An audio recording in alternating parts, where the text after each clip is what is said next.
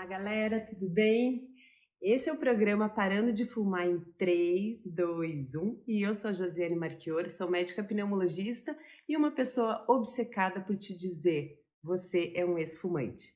Hoje, o tema da nossa conversa vai ser por que parar de fumar é tão difícil em uma única consulta médica, independente de se ela dura 5 minutos, 15 minutos ou 1 hora de consulta. Por que que é tão difícil para o paciente e para o médico estabelecerem uma conexão e começarem um plano para parar de fumar em uma única consulta? Parar de fumar é uma coisa, bom, é 100% a minha área de referência, então, o que que acontecia no meu consultório? Eu percebia que várias vezes o paciente já tinha passado por várias experiências de aconselhamento, de alguém ter falado para ele parar de fumar, de que aquilo era nocivo e ele estava cansado de saber disso, né?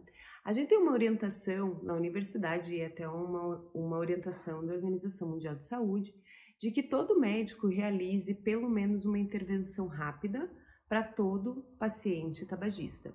Então, é uma obrigação do médico em qualquer consulta, independente da sua especialidade, independente se está na emergência, se está no consultório, se está dentro do hospital, de ele fazer essa pergunta: o senhor fuma? A senhora fuma? E se a resposta for sim, gerar uma intervenção, né, uma conversa de pelo menos 3 minutos sobre tabagismo, né? E para orientar melhor e fazer um planejamento de como essa intervenção seja efetiva, mesmo que seja breve, mesmo que seja curta, a gente tem alguns mnemônicos assim na medicina que talvez você reconheça se você fuma, que algum médico pode ter usado com você. Essa técnica chama a técnica dos 5 As, vou tentar mostrar aqui, que seria uma intervenção mais longa, onde você pergunta para o paciente se ele fuma, seria o primeiro A, né, de ask, do inglês. O segundo seria advise, que é alertar ou aconselhar. Então, o senhor fuma? Sim. Ah, o senhor precisa parar de fumar. O senhor sabe dos riscos que o cigarro pode oferecer para a sua saúde? O terceiro A é esse A de access, né? Então, acessar. Acessar aqui significa ver em qual que é a determinação ou o desejo real do paciente em parar de fumar nesse momento. O quarto A seria de assist, quer dizer, assistir, né? Orientar e oferecer um tratamento. E o último A seria esse aqui, de arrange, que é agendar, já deixar marcado um retorno para dar seguimento nesse assunto e nesse tratamento. Essa abordagem dos 5 As, ela é mais longa, então gera uma conversa maior a respeito do tabagismo e geralmente médicos, enfim, da emergência, de outras especialidades, não tinham tempo de realizar essa intervenção inteira, ou estavam em consultas com um limite de tempo muito pequeno, por exemplo, que acontece no SUS, né, que a gente tem um tempo determinado ali de 10 a 15 minutos, que é muito curto, e o motivo do paciente daquela consulta, às vezes, tomava todo o tempo da consulta. Então, surgiu uma outra forma, uma ferramenta resumida dessa ferramenta dos 5 As, de abordar o tabagismo, então, com 2 As e um R, que seria perguntar: você fuma? Né? Então, perguntar para o paciente se ele fuma ou não. O segundo A seria advise, que é alertar, né? O mesmo A do outro, do anterior, alertar sobre os riscos do cigarro e alertar sobre a necessidade de parar de fumar para cuidar da sua saúde. E o terceiro, já que você vai ter uma intervenção mais curta e não vai ter tempo de fazer uma abordagem mais aprofundada, é fazer o referenciamento, né? Referenciar ou encaminhar o paciente para algum serviço de tratamento de tabagismo, seja ele por telefone, com um psicólogo, com um pneumologista ou com algum profissional especialista em cessação do tabagismo, ou numa consulta com um médico de família, um generalista mais específica para abordar o tabagismo. Mesmo a gente sendo treinado para isso, a gente vê que a efetividade disso, ao longo do tempo, talvez você passando por várias consultas e o médico abordando várias vezes dessa forma, você vai começar a ir para casa, vai pensar: puxa, eu já fumo há tanto tempo, eu já estou com tal e tal problema de saúde, ou eu não tenho nenhum problema de saúde, seria o momento ideal para parar de fumar sem ter nenhum prejuízo. Isso depende muito do que o paciente vai levar para casa e como ele vai refletir sobre o assunto. Mas dentro do meu consultório, eu comecei a questionar, falei: puxa, eu recebo já o paciente com o motivo da consulta é parar de fumar. E eu posso ampliar minha consulta para 30 minutos, 1 hora e meia, e às vezes eu não consigo fazer o paciente sair dali com um plano concreto, né, que é o ideal para a gente traçar planejamento do tratamento do tabagismo. Ele tem que sair dali com um plano. Por quê? Porque o paciente pode chegar lá porque a esposa ou o esposo estão incomodados com o cigarro e na verdade ainda não é um desejo dele. Ele pode chegar na consulta com inúmeras objeções a respeito do assunto, tipo, se eu parar de fumar eu vou engordar, ou eu já estou doente mesmo, não vai ter benefício nenhum em parar de fumar, ou eu já estou muito velho para isso, ou eu sou muito novo para pensar em algum problema, eu posso parar de fumar daqui a uns anos. Então, mesmo que a consulta tenha sido para abordar o tabagismo, às vezes você não consegue, e a maioria das vezes não consegue abordar todas as dores do paciente, todas as objeções que ele tem a respeito do assunto e quebrar essas crenças limitantes. Então, eu comecei assim, sentir que, puxa, será que eu não sei ainda muito sobre tabagismo e como abordar? E por isso que eu não tenho sucesso rápido na minha consulta sobre tabagismo? E comecei a estudar muito sobre isso, fazer cursos de aperfeiçoamento e pós-graduação, ler muito a respeito. E mesmo assim, às vezes o resultado não era bom. E eu comecei a achar que eu não era uma boa médica, ou, enfim, não tinha uma habilidade maior para tratar especificamente esse tema. Isso me levou a refletir muito sobre o tratamento do tabagismo e é o maior motivo de eu estar nas redes sociais hoje, ou estar aqui no YouTube, ou no Instagram, no Facebook, ou qualquer outro canal que você me encontre. Por quê? Porque a gente precisa de tempo. A gente precisa de tempo com o paciente. Tempo do paciente refletir a respeito do assunto e das suas objeções, dos seus desejos e das suas dores. E isso não é questão só da habilidade do médico, não é questão só do desejo do paciente naquele momento, de estar no momento certo, determinado para de fumar. Ele realmente depende de mudar a forma como a pessoa pensa a respeito do cigarro. E parece meio esquisito a gente falar isso, né? Mas pense assim, que se você for dar um conselho para uma amiga, para um amigo que está num relacionamento amoroso péssimo, ele está namorando ou está casado com alguém que você de fora vê que, enfim, que não combinam, ou que já tentaram de tudo, ou que alguma coisa ali não dá certo, é muito difícil que sentado em 10 minutos, 15 minutos, meia hora, 1 hora, você consiga fazer a pessoa realizar todas essas informações e refletir a respeito de realmente isso está sendo ruim para mim, ou não, eu tenho que insistir mais um tempo e dar uma chance por essa e essa razão, porque o meu desejo é que isso realmente dê certo, eu acho que eu não tentei tal e tal coisa. Depende de muita avaliação da situação e avaliação de autocrítica, né, de autoconhecimento.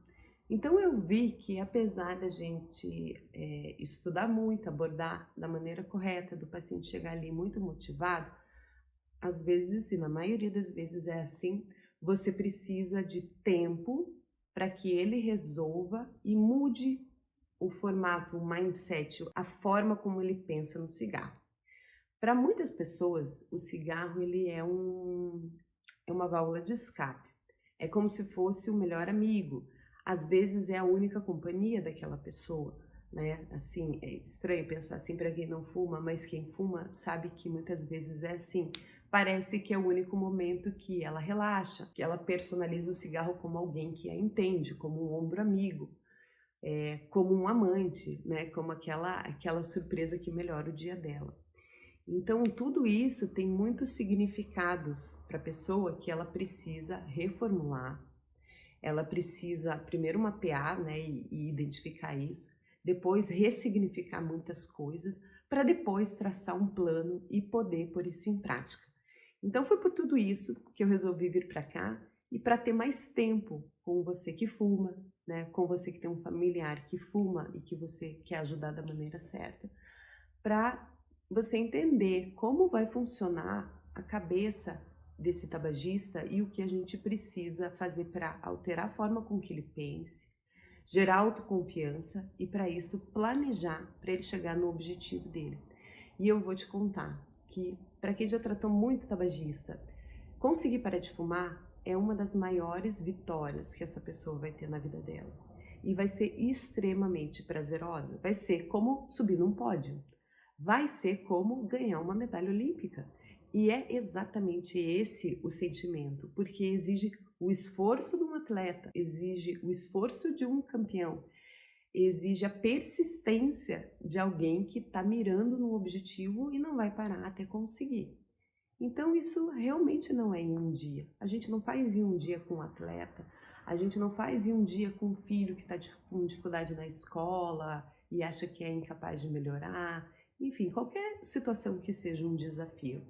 E por isso que eu tô aqui para oferecer não só dicas, mas caminhos de você começar a pensar diferente sobre o cigarro, conseguir mudar os seus pensamentos e as suas crenças em relação a ele, e aí sim a gente traçar um plano junto de como parar de fumar. Bom, então vamos lá, vamos tentar pensar nesses 5 As, né, que são um método mnemônico em inglês, que o médico usa para você tentar entender o que ele quer descobrir com isso e para isso, né, assim, mostrando os bastidores da consulta para você, mas para que você entenda o que ele está tentando despertar na sua cabeça, o que ele deseja que você saia daquela consulta pensando a respeito se você fuma, tá? Então, vou deixar aqui essa cola e eu vou falando. Bom, primeiro A, ask, pergunte.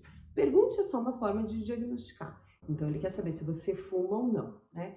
Então, se for uma abordagem mais específica e tenha tempo para isso, a consulta seja direcionada para isso. O médico vai perguntar se você fuma e vai te fazer uma pergunta bem típica de pneumologista e cardiologista e especialistas em tabagismo, que é perguntar quantos cigarros por dia você fuma e há quanto tempo você fuma. O que ele quer saber com isso? O cigarro, ele tem um efeito dose dependente. Quanto mais você fuma, maior quantidade e frequência e duração ao longo dos anos, isso potencialmente tem mais risco. Por quê? Porque a gente tem lá dentro do cigarro cerca de 7.000 substâncias, muitas delas quase todas cancerígenas. E o efeito em cima da célula, mudando o DNA dessa célula, alterando a divisão celular dessa célula, ao longo de muitos anos, claro que a chance é maior de uma hora a célula errar, né, sofrer mutações e influências das substâncias cancerígenas e dali vir uma doença que pode ser um câncer, tanto de pulmão, de bexiga, de estômago, de cabeça, pescoço, laringe, garganta, enfim, boca, como pode ser outras doenças como o enfisema, né, que na verdade o nome correto seria doença pulmonar obstrutiva crônica, que a gente chama de DPOC, né? E enfisema é uma parte ali da alteração que acontece nessa doença. Mas o que eu estou querendo dizer é que o efeito todo dia daquelas substâncias ali no teu corpo, alterando a célula, alterando o DNA, fazendo a célula morrer, se dividir errado, faz com que uma hora o teu sistema imune, que é o que combate isso, e fala, puxa, essa célula se dividiu errado, eu vou tirar essa célula daqui e ela vai morrer. Puxa, esse DNA está muito alterado, eu vou destruir esse DNA para essa célula não ser danificada. Isso vai acontecendo todo dia, todo dia. Chega um período ou um momento que esse sistema imune, esse sistema de seleção natural que a gente tem, dessas alterações e mutações, ele pode falhar. E quanto mais tempo você fuma e maior a exposição a esses agentes cancerígenos, essa chance é maior de acontecer. Então, por isso que ele é dose dependente. Porém, toda a alteração ligada ao cigarro, que a gente chama de doenças tabaco relacionadas, elas dependem não apenas do quanto você fuma, mas também da tua predisposição genética. Você pode ter um sistema genético muito eficaz que resista ali à ação lesiva das substâncias cancerígenas do cigarro, e você pode ter um sistema imune que erre muito pouco, ele consegue selecionar qualquer coisa que sai do normal daquelas células. Mas você pode ter uma alteração genética que te deixa com um ponto cego e que isso passa mais fácil despercebido. E isso pode acontecer para câncer, pode acontecer para DPOC, doenças pulmonares, pode acontecer para doenças cardiovasculares como o infarto. Então, no metabolismo ali do colesterol, o teu corpo começa a agir pior a ação do cigarro. Então, depende do quanto você fuma, mas não só disso.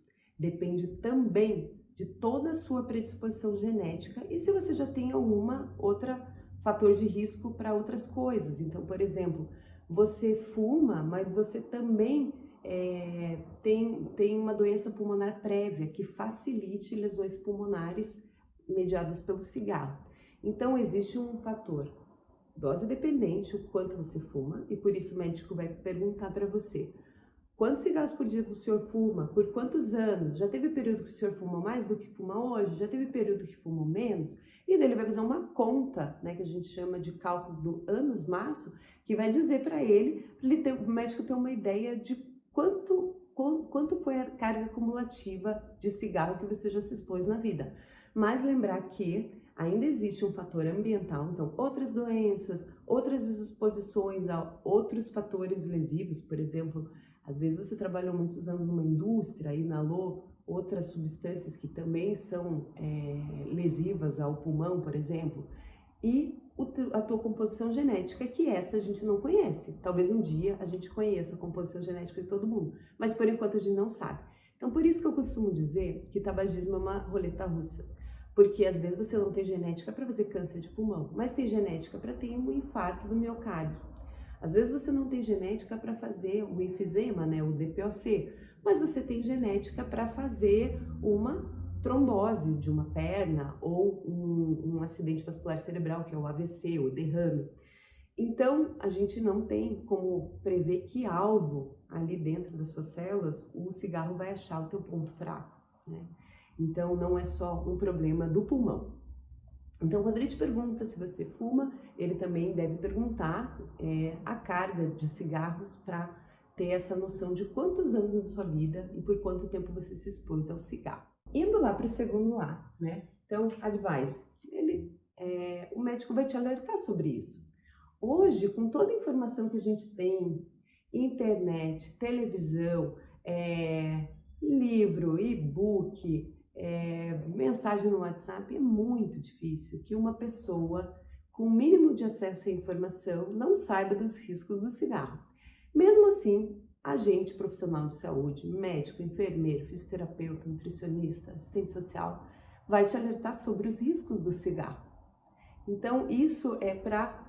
A gente sabe que de alguma forma você já ouviu isso, provavelmente, mas você vai fazendo com que essa informação saia lá, sabe, da base do iceberg e vai emergindo no teu cérebro, que você consiga ir pensando mais nisso do que esquecendo e empurrando para baixo do tapete.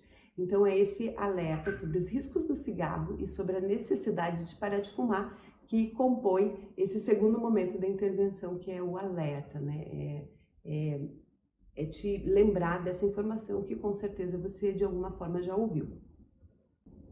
O terceiro A seria o acessar. O que significa esse acessar? Acessar nessa situação é a gente tentar determinar nesse primeiro encontro em que fase de decisão de parar de fumar ou não o paciente está. Porque ele pode chegar ali sabendo de todos os riscos do cigarro e não querer parar de fumar. Ele pode chegar ali não sabendo de boa parte dessas informações do risco do cigarro, ele sabe uma coisa ou outra, ou realmente ele não teve acesso a nenhuma informação e vai ser o primeiro momento que ele vai saber, puxa vida, eu não sabia que causava tanto dano, tanto risco. É muito comum com jovens isso, eles sabem, mas eles acham que não é para ele, né? Que isso vai acontecer lá com uma pessoa de mais idade, com o pai, com o avô, com o tio, mas nunca com ele. E existe etapas onde a pessoa está pronta para começar um plano de parar de fumar. Ela quer começar um tratamento, ela foi ali naquela consulta por ela mesma, não foi o filho que mandou ela marcar a consulta, não foi o marido que está incomodado com o cigarro que pediu para ela tentar parar, então é uma decisão daquela pessoa. Isso é uma fase que é mais favorável a gente tratar o tabagismo, tem mais sucesso, porque todo esse raciocínio a respeito do cigarro que a gente conversou antes, ele já está mais organizado, mais sedimentado, a pessoa já ressignificou algumas coisas, já sabe que vai passar por um momento mais difícil de lidar com a ausência do cigarro, mas ela já começou a se preparar para isso. Independente da fase que a pessoa tá, a gente pode intervir e oferecer tratamento, né? Sempre é momento de parar de fumar, mas existem momentos em que a pessoa está com a sua forma de pensar em relação ao cigarro mais favorável a fazer aquilo dar certo. O quarto A é orientar. Então, você deu todas essas informações, a pessoa sabe o risco, mas ela precisa ter um plano, ela precisa que alguém mostre o caminho de como ela vai fazer para parar de fumar. Que é basicamente o que esse canal se propõe a fazer, é ir te mostrando dia a dia, através desses vídeos, das informações, qual que é o caminho que eu sigo para conseguir esse objetivo, que é parar de fumar. Então, nisso a gente pode começar a falar sobre as terapias que existem, né? Remédios, medicamentos que existem para parar de fumar. A gente pode começar a conversar sobre as formas de abordagem cognitivas, né? Tratamento de mudança do seu hábito, que a gente chama de terapia cognitivo-comportamental, que a gente pode falar em outro momento com mais detalhe. E a gente vai oferecendo, olha como existem soluções. Você pode tomar remédio, pode fazer terapia junto. Você pode fazer aconselhamento num grupo de tabagismo e usar um adesivo de nicotina. Você pode fazer apenas o acompanhamento psicológico ou em grupo de cessação de tabagismo e isso ser suficiente para você e não precisar usar remédio, né? Então, por exemplo, gestantes, elas não podem usar medicamentos para parar de fumar. Então, a gente vai abordar de outra forma. Então, oferecer esses caminhos, essa abordagem de orientação. E o último A, que é o arrange, é marcar e estabelecer um segmento. Então não vai ser uma única consulta, vai ter que ter um retorno, um segmento continuado para acompanhar. Pode ser em consulta médica, pode ser em consulta com psicólogo, pode ser em grupo de tabagismo, pode ser em grupo de telemedicina, então tem várias formas de fazer isso, pode ser um misto de tudo isso, mas tem que ter uma continuidade, né? Nada adianta a gente abordar tudo isso e falar, então agora o senhor vai com Deus e siga a sua vida, né? Você tem que dar um segundo momento, olha, aqui o senhor pode agendar um grupo de tabagismo, o senhor pode vir conhecer, a senhora pode entrar nesse grupo de Telegram, de WhatsApp, onde a gente vai enviar dicas e forma como a senhora pode conseguir esse objetivo. A gente pode ter um plano de várias consultas para que a pessoa faça um tratamento continuado, mas tem que ter um segmento, né? Não é em um único momento. Então, esses seriam os passos que a gente, como profissional de saúde, segue e que talvez você, entendendo, eu te explicando melhor esse bastidor do porquê que a gente faz essas perguntas, do porquê que a gente oferece essa e essa solução. Qual que é o nosso objetivo com tudo isso? É lá no fim fazer você parar de fumar, mas num primeiro momento talvez seja só você conhecer os riscos e começar a pensar a respeito deles. Talvez identificar que você já sabe dos riscos, mas que você ainda não se sente capaz e quer ter mais autoconfiança para aí sim partir para um plano de ação, ou que você já está pronta para traçar esse plano e quer realmente escolher uma data e parar de fumar nesse mês, no próximo mês. Então, é essa abordagem que faz com que o médico conheça melhor o seu desejo de parar de fumar e consiga traçar um plano personalizado. E eu queria que você pensasse nessas etapas, no que a gente conversou aqui, e tentasse identificar, puxa, eu sou mais para essa pessoa que conhece todos os riscos, mas ainda não quero planejar parar de fumar. Eu sou mais essa pessoa que quer parar de fumar, mas ainda está procrastinando de alguma forma. Ou eu não sabia, mas eu estou pronta para tomar uma atitude e realmente decidir parar de fumar num curto intervalo de tempo. Então, fica aí essa reflexão e a gente se vê nos próximos vídeos.